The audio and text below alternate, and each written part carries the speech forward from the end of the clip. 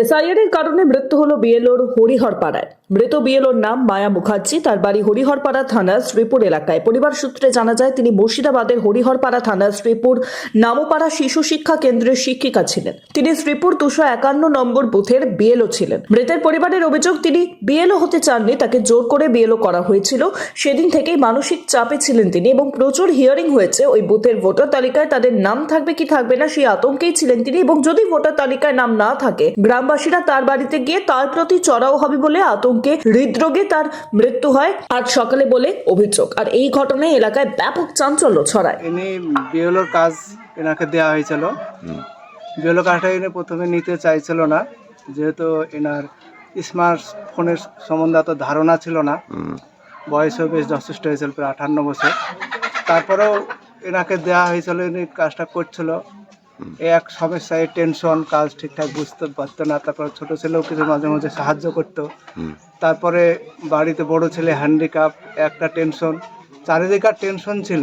হ্যাঁ, তারপরে মাঝখানে কাজটা উনি ছেড়ে দেওয়ার জন্য বলেছিল। তার আগে এই কাজ করতে করতে অসুস্থ হয়, খুব অসুস্থ। মেডিকেলে, বহরমপুর মেডিকেলে প্রায় 1 সপ্তাহ মতন আইসিইউতে ভর্তি ছিল। তারপরে কাজ ছেড়ে দেওয়ার কথা বলে তাকে চাকরি থেকে রিজাইন দেওয়ার জন্যে ভয় দেখানো হয়।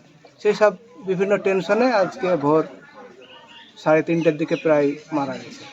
আপনার কি হয়েছে? এটা আমার নিজ ভাবে।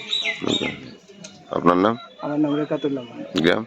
গ্রাম শ্রীপুর। এই বিএলওর কাজটা যখন হাতে পাই, ইনভার্সন ফর্মগুলো যখন ডিস্ট্রিবিউট করা হয়ে যায়, তারপরেই মানে একটু ভয় ভয় কাজ করতো।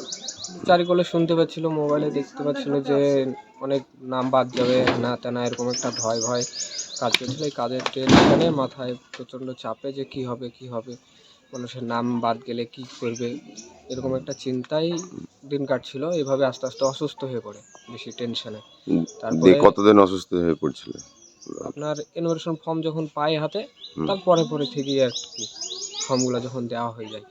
এইভাবেই কিছুদিন থাকার পরে একটা টেনশন ভয় কাজ করার পরে প্রচণ্ড অসুস্থ হয়ে পড়ে। তারপরে বহরমপুর মেডিকেল কলেজে নিয়ে গিয়ে ভর্তি করা হয়। সেখানে কিছুদিন থাকার পরে কোনো রকম একটু সুস্থ অবস্থায় বাড়ি নিয়ে আসি। আইসিইউতে ছিল আপনার 5 দিন মতো। একটু সুস্থ হওয়ার পরে বাড়ি নিয়ে আসি। বাড়ি নিয়ে এসে ট্রিটমেন্ট চলছে, ডাক্তারে দেখছিল। এভাবে থাকতে থাকতে এবার অনেক হেয়ারিং এসেছিলো। আর এই হেয়ারিংয়ের এইগুলোতে মানে একটু টেনশন ছিল যে অনেক হেয়ারিং এসছে, এবার এগুলো কী হবে। তখন নাম বাদ গেলে বাড়িতে তখন এসে ঝামেলা করবে যে তোমরাই করেছো, এরকম একটা চিন্তা ভাবনা, ভয় সবসময় মনের ভিতরে ছিল। এইভাবেই হঠাৎ করেই আজকে এই অবস্থা। 3:30টার সময়। উনি কি হয়েছেন?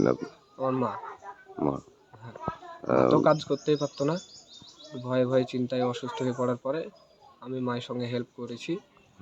এভাবেই চলছিল। আজকে হঠাৎ করে 3:30টার সময় মারা গেছে। রাত্রি 3:30টায়? হ্যাঁ। আপনার নাম?